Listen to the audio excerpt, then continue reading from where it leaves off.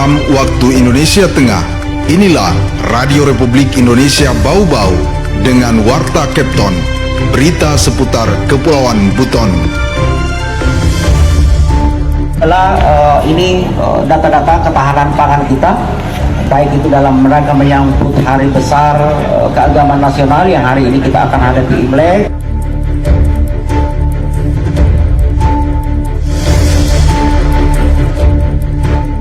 Terutama SDM ya, untuk 2026 ini hampir semua itu DAK itu 80% itu non fisik. Saudara, selamat pagi dari kawasan Limbowolio, Tangana Padang. Kami sampaikan pokok-pokok berita. Dinas Pertanian dan Ketahanan Pangan Kota Bau-Bau klaim stok pangan aman hingga Idul Fitri mendatang. Stok beras di distributor di luar Bulog Bau-Bau mencapai 180 ton, sedangkan telur ayam mencapai 14 ton. Prioritas pembangunan Kota Bau-Bau pada tahun 2026 fokus pada pengembangan sumber daya manusia dan pembangunan infrastruktur strategis. Pendengar, inilah Warta Kepton pagi hari ini, Rabu tepatnya tanggal 18 Februari 2026 bersama saya, Bu Zuda.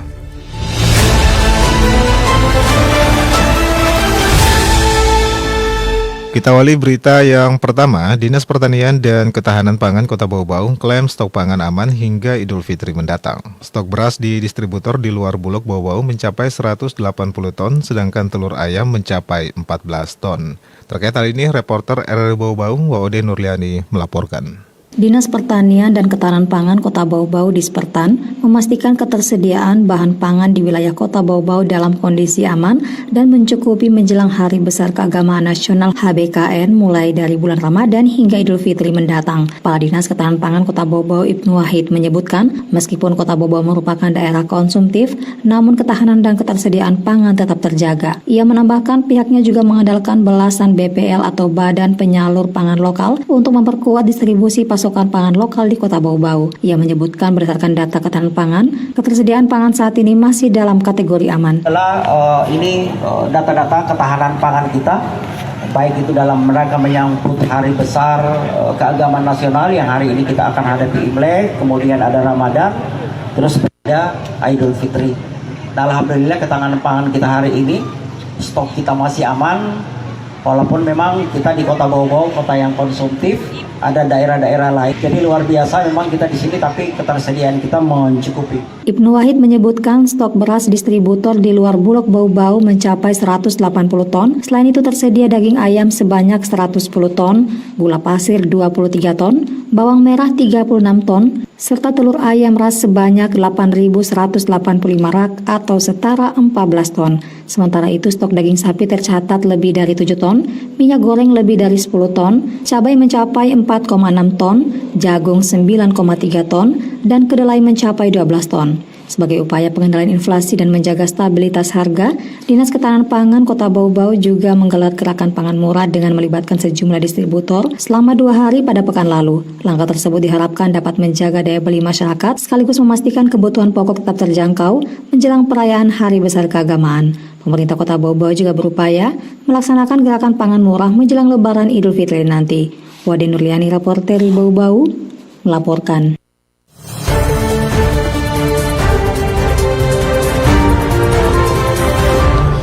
Pendengar, prioritas pembangunan Kota Bau-Bau pada tahun 2026 fokus pada pengembangan sumber daya manusia dan pembangunan infrastruktur strategis. Terkait hal ini, Afriansa melaporkan. Terutama SDM ya, untuk 2026 ini hampir semua itu DAK itu 80% itu non fisik, Pak. Arah pembangunan Kota Bau-Bau pada tahun 2026 fokus pada pengembangan sumber daya manusia SDM dan pembangunan infrastruktur strategis. Kepala Bapeda Bau-Bau Muhammad Abdu mengungkapkan bahwa porsi dana alokasi khusus DAK tahun 2026 didominasi oleh sektor pembangunan non-fisik. Terutama SDM ya, untuk 2026 ini hampir semua itu DAK itu 80% itu non fisik, Pak. Ya, DAK non fisik itu. Jadi itu sudah menggambarkan bahwa prioritas pembangunan kita di tahun 2026 ini memang mengarah pada non fisik. Meski demikian, Abdu mengatakan bahwa pembangunan fisik tetap menjadi perhatian terutama yang menyentuh langsung kebutuhan masyarakat. Ia mengatakan di sektor pendidikan, Pemkot Bau-Bau telah melobi pemerintah pusat untuk pembangunan sekolah rakyat yang direncanakan berlokasi di Kelurahan Palabusa. Sudah ada juga titik terang terkait dengan pembangunan sekolah rakyat. Sekolah rakyat yang direncanakan memang di dekatnya BLK Bau-Bau, ya, di mana itu, di Palabusa. Itu apa yang infrastruktur yang mungkin nanti ke depannya menjadi perhatian kita dan kita akan follow up terus.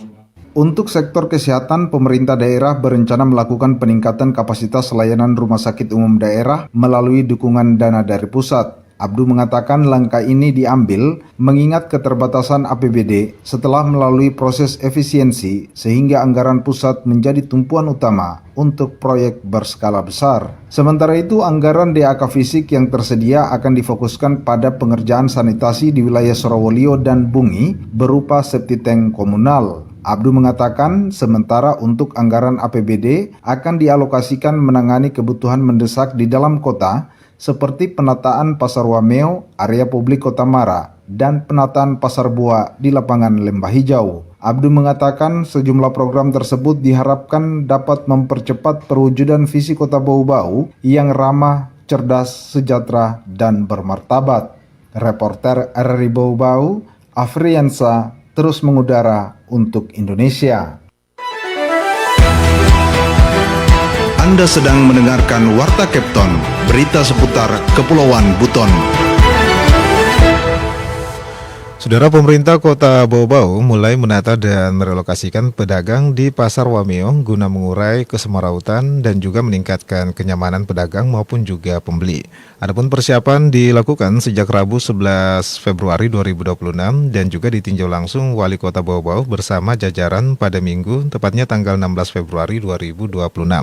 Kepala Dinas Perdagangan, Perindustrian, Koperasi dan UKM Kota Bau-Bau, Suwarmawati mengatakan penataan difokuskan pada relokasi pedagang pasar tumpang yang juga berjualan di bahu jalan dan juga optimalisasi los agar pedagang kembali menempati tempat yang telah dimiliki.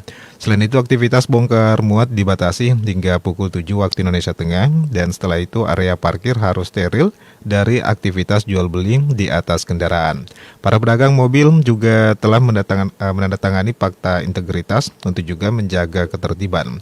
Relokasi dijadwalkan menjadi 23 Maret 2026 atau setelah Idul Fitri. Penundaan dilakukan untuk menjaga stabilitas ekonomi menjelang Ramadan dan juga memastikan distribusi barang tetap lancar.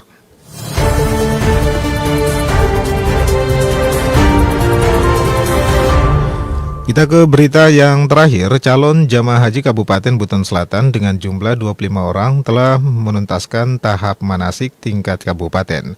Dijadwalkan pada 18 Februari mengikuti pemberian vaksinasi di Puskesmas Batauga. Terkait hal ini, Hairul Mulku melaporkan.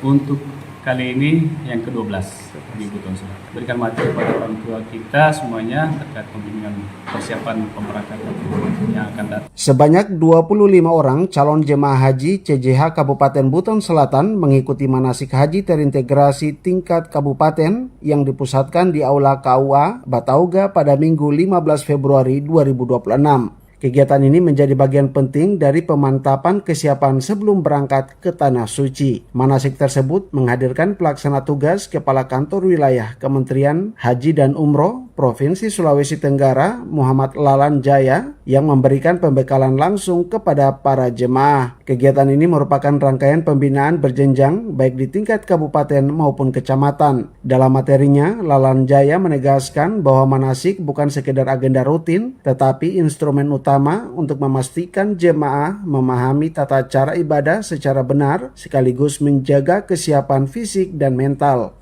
Untuk kali ini yang ke-12 di Buton Selatan. Berikan materi kepada orang tua kita semuanya terkait pembimbingan persiapan pemberangkatan yang akan datang. Dan insya Allah Buton Selatan tergabung di kloter 3 putih dan harapan orang-orang tua kita yang haji 25 orang lengkap bisa berangkat dengan utuh, tetap menjaga kesehatan itu dan bisa melaksanakan ibadah hajinya dengan sesuai dengan tuntunan bagaimana. Berdasarkan data, mayoritas jemaah Buton Selatan berada pada rentan usia 40 hingga 60 tahun dengan sebagian kecil yang masuk kategori lanjut usia. Pemerintah pun mengingatkan pentingnya menjaga kesehatan sejak dini. Diharapkan seluruh jemaah dapat berangkat lengkap, menjalankan seluruh rangkaian ibadah dengan baik, dan kembali ke daerah dengan predikat haji mabrur. Laporan dari Ibu Kepala Kantor tadi bahwa manasiknya masih ada manasik kecamatan, karena kan 5 kali untuk tahun ini, 5 kali ke manasiknya tingkat kabupaten 1 kali, 4 kali tingkat kecamatan.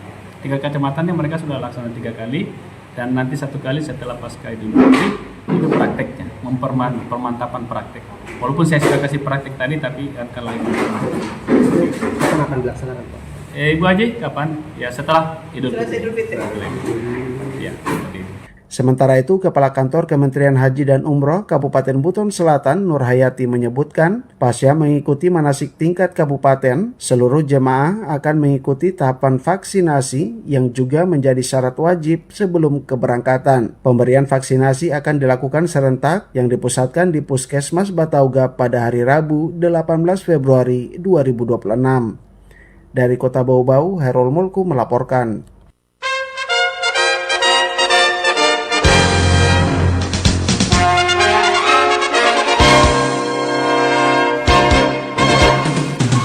Pendengar, sebelum kami akhiri, kembali kami sampaikan pokok-pokok berita. Dinas Pertanian dan Ketahanan Pangan Kota Bau-Bau klaim stok pangan aman hingga Idul Fitri mendatang. Stok beras di distributor di luar Bulog Bau-Bau mencapai 180 ton, sedangkan telur ayam mencapai 14 ton. Prioritas pembangunan Kota Bau-Bau pada tahun 2026 fokus pada pengembangan sumber daya manusia dan juga pembangunan infrastruktur strategis. Mendengar demikianlah Warta Captain pagi hari ini. Mewakili kerabat kerja yang bertugas, kami ucapkan terima kasih atas perhatian Anda. Selamat pagi dan selamat beraktivitas.